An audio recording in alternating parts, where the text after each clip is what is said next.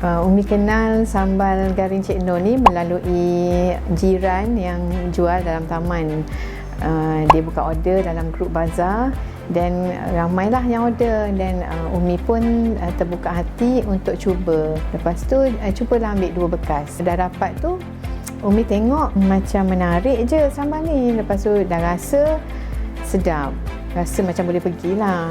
Dan cubalah tanya kawan-kawan sekolah, kawan-kawan kerja, pernah dengar ke pasal sambal garing Cik Noh? Ada yang kata pernah dengar, ada yang kata tak pernah dengar. Dan dia orang macam sort of nak support lah kan, sebab support bisnes kawan-kawan. Ada yang masuk order, lepas tu dah dapat banyak order tu, macam dah boleh jadi ejen. Lepas tu semua tanya bila nak dapat.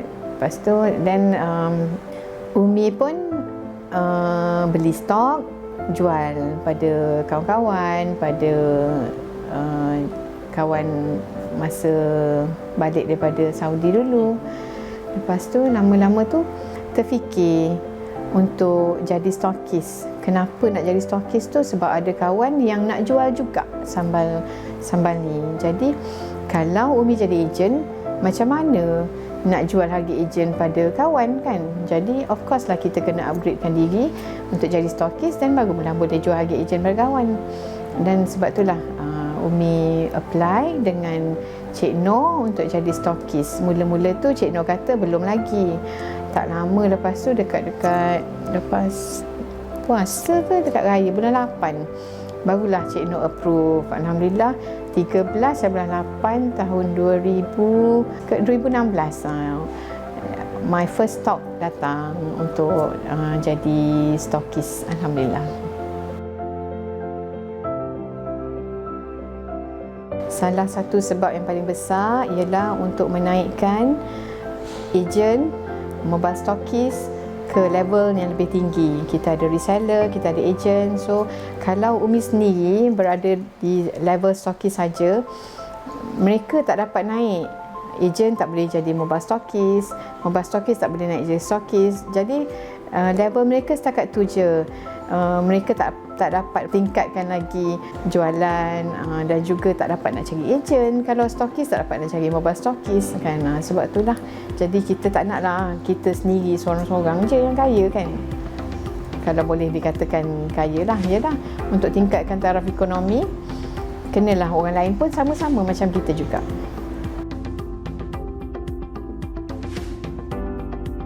Untuk bantu stokis, mobile stokis dan ejen untuk meningkatkan lagi level penjualan mereka lah, dengan ada orang-orang lain yang mereka dapat bantu.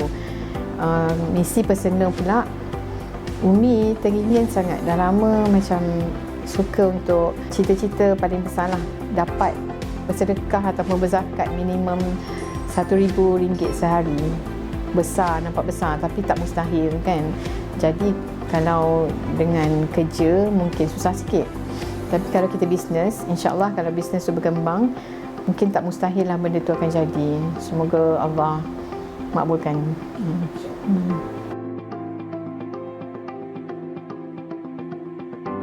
Umi suka untuk motivate ejen. Masa dulu ejen kita belum ada lagi mobile stokis, jadi daripada ejen terus naik ke stokis kan. Untuk diorang maksimiskan untung, mereka perlulah buat belian yang lebih rendah. Maksudnya harga belian satu produk tu lebih rendah. Dengan cara mereka perlu jadi stokis. Jadi ejen-ejen ni dia kumpul dia punya untung jualan, modal simpan, untung jualan ambil sikit je untuk belanja setakat yang mereka nak lah. Terkumpul, jadi mereka boleh apply untuk jadi stokis. Dengan cara tu mereka dapat mengembangkan lagi. Mereka boleh cari ejen lain, boleh cari mobile stokis. Barulah untung tu lebih besar dan kita dapat tolong lebih ramai orang dekat bawah.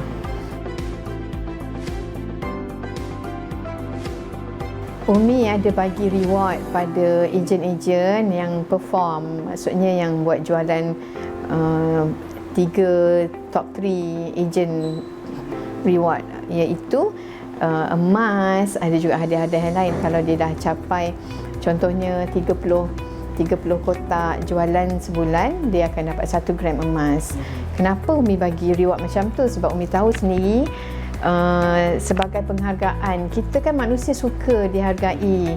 Di samping mereka dapat buat jualan dan dapat untung personal, kalaulah stokis tu bagi reward, mereka rasa macam wow, dia rasa dihargai lah kan. Semua orang suka dihargai. Jadi alhamdulillah dengan cara tu ada ejen-ejen yang perform, dan ejen yang perform tu dah naik ke level stokis pun.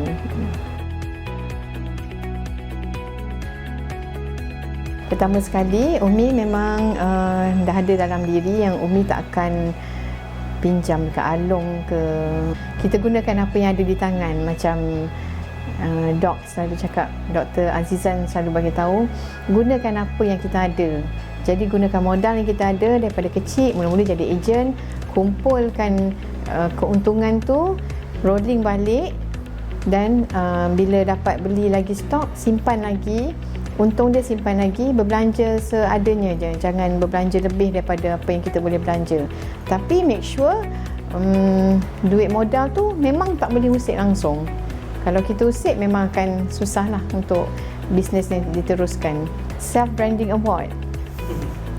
Okey, ramai yang kenal Umi sekarang sebagai Umi Niza.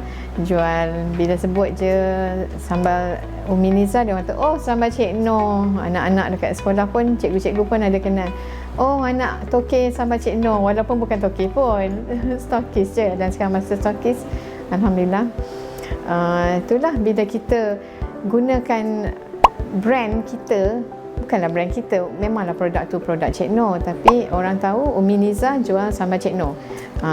Jadi orang akan lekat dekat kepala. Bila-bila nak cari sambal Cik Noh, kata, oh Umi Niza, Umi Niza jual sambal Cik Noh. Dia lebih macam ada attachment. Customer dan seller tu lebih ada emotional attachment lah. Bukan setakat okay, I beli sambal you, dah tu saja.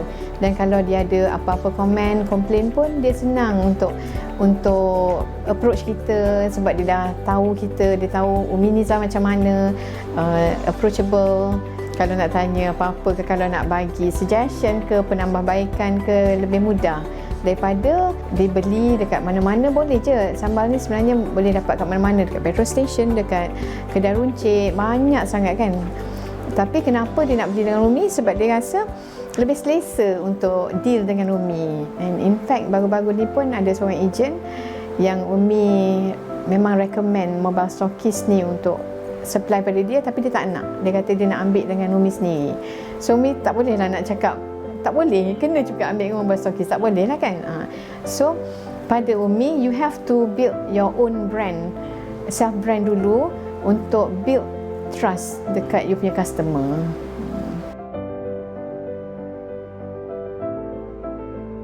Prinsip hidup Umi, the more I get, the more I can give. Lebih banyak yang Umi dapat, lebih banyak Umi boleh bagi semula. Sebab dalam hidup ni, kita bukan pasal diri kita saja. Kita lebih banyak pasal apa yang kita boleh bagi manfaat pada orang lain. Sebab bila kita mati, kita tak bawa pun harta-harta tu semua masuk dalam kubur. Yang kita bawa sedekah jariah kita, amalan-amalan kita, dan doa-doa anak yang soleh kan. Jadi lebih banyak kita memberi, lebih banyak yang kita akan dapat bawa masuk ke kubur.